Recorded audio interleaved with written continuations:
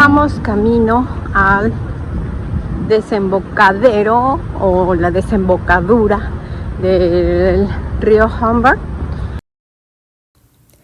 Muchos caminan por aquí, pero casi nadie sabe que este gigante blanco de acero no es solo un adorno moderno.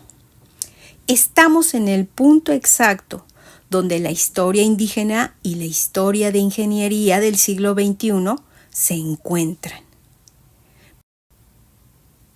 Veamos un poco de historia antes de continuar.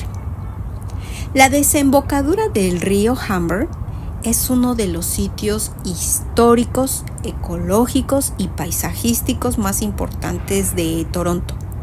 Se encuentra en el antiguo municipio de Etobicoke, donde el río termina su recorrido de aproximadamente 100 kilómetros y vierte sus aguas en el lago Ontario, formando parte de la bahía conocida como Humber Bay. La desembocadura está situada al oeste, al west de Toronto. Durante siglos ha sido un punto estratégico para los pueblos indígenas, los exploradores europeos y actualmente para la recreación y la conservación ambiental. En el contexto indígena, la desembocadura del río Humber fue durante cientos y miles de años el inicio de la ruta de Toronto, un camino vital para los pueblos indígenas Huron-Wendat, Mississaugas y Haudenosaunee. De gran importancia fue porque era la ruta comercial más corta entre el lago Ontario y el norte, o sea, el lago Simcoe y la bahía Georgiana. Porque aquí pasaron miles de personas, pieles y mercancías mucho antes de que Toronto fuera lo que ahora conocemos. En 1720, los franceses construyeron un puesto comercial cerca de la desembocadura para interceptar el comercio de pieles que se dirigía a los asentamientos británicos en Nueva York.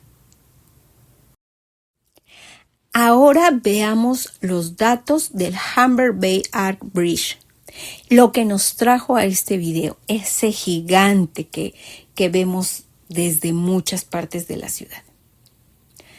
Humber Bay Arch Bridge es una obra maestra de ingeniería. También es un simbolismo cultural, diseñada por la firma canadiense Montgomery Sam Architects. El equipo de diseño estuvo liderado por el arquitecto Terry Montgomery, en colaboración con la firma de ingeniería del Kahn Corporation. Estos tuvieron una visión artística.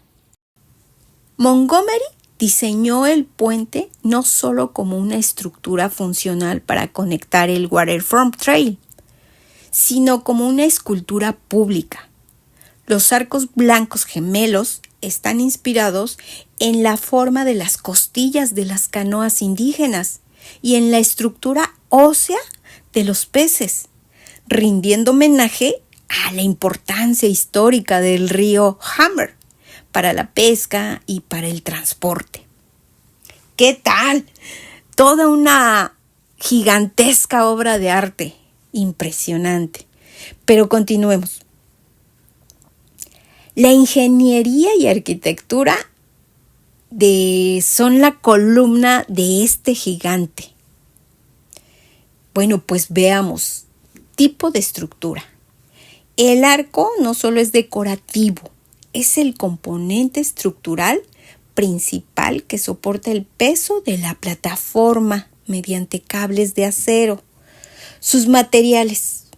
Está construido principalmente con acero de alta resistencia pintado de blanco. Las bases que se hunden en el río son de concreto reforzado con granito diseñadas para resistir el empuje del hielo durante el invierno canadiense. Diseño biomórfico. Está inspirada en la naturaleza. Los arcos paralelos se inclinan hacia afuera, lo que le da una estabilidad lateral superior contra los fuertes vientos que vienen del lago Ontario. Sus dimensiones, además de sus 139 metros de largo, tiene un ancho aproximadamente de 6.5 metros, diseñado específicamente para permitir el flujo constante de ciclistas y de peatones. En 1994 fue construido como parte de un plan maestro para unir los senderos del litoral del waterfront. Antes de su existencia, los ciclistas, o sea, este es un dato muy, curioso. Los ciclistas debían desviarse hacia las calles del tráfico para cruzar el río Humber. Y bueno, este no es un dato curioso, este es un dato de excelencia. Recibió el premio a la excelencia. Poco después de su inauguración, recibió el National Post Design Exchange Award, consolidándose como un hito de la arquitectura moderna en Canadá. Bueno, y también hablemos de los beneficios, porque este gigante es un éxito. Y hablemos de estos 3 puntos. 1. Su conectividad. Sin este puente, la red de transporte recreativo de Toronto estaría rota. 2. Identidad visual. Se ha convertido en uno de los puntos más fotografiados de la ciudad, ayudando al turismo local y a la identidad del área de Etobicoke. Y 3. Su sostenibilidad. Fomenta el transporte no motorizado, reduciendo la huella de carbono de los habitantes que lo usan para ir al trabajo y también para transitar por placer. Bueno, pero como todo también hay un lado B y también tiene desafíos que enfrentar. Punto 1. El mantenimiento costoso. Debido a su color blanco y a la exposición constante a la humedad y a la sal, sí, porque aquí en Canadá se usa mucho la sal por la nieve del invierno, requiere limpieza y repintado frecuente para evitar la corrosión estética y estructural. Y 2, impacto del viento.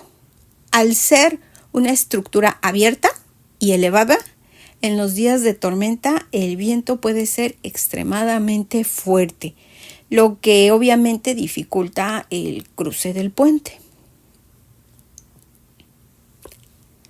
Ahora, ¿cómo está la gestión administrativa? ¿Quién administra y se encarga del espacio y del puente?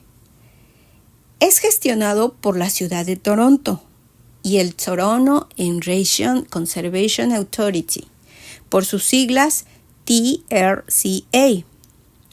Su mantenimiento es clave, ya que debe soportar no solo a miles de ciclistas y peatones, sino también las inclemencias de las diferentes temporadas, los duros inviernos, los quemantes veranos y la corrosión del agua. Bueno, pues hay que tenerle mucho mantenimiento. Ahora, cuando cruzamos esta gigantesca joya arquitectónica, desconocemos que estamos caminando sobre una de las autopistas más antiguas de Norteamérica. Este punto exacto ha sido durante cientos de años el centro de poder, de comercio y de guerra de muchas civilizaciones. La próxima vez que visites, que vengas a Toronto y veas este arco, este gigante blanco, recuerda que no solo es ingeniería, es un monumento al pasado de Toronto. Si te gustó descubrir este rincón conmigo, no olvides suscribirte para el siguiente capítulo, el capítulo 4 de esta serie. Ahora dime, ¿cuál es el puente distintivo de tu ciudad? ¿Y cuál es su historia? Cuéntame, te leo en los comentarios. ¡Hasta luego! ¿Y qué les parece? Cuando las ciudades no solamente se construyen desde los edificios, sino desde su gente. Así es Toronto.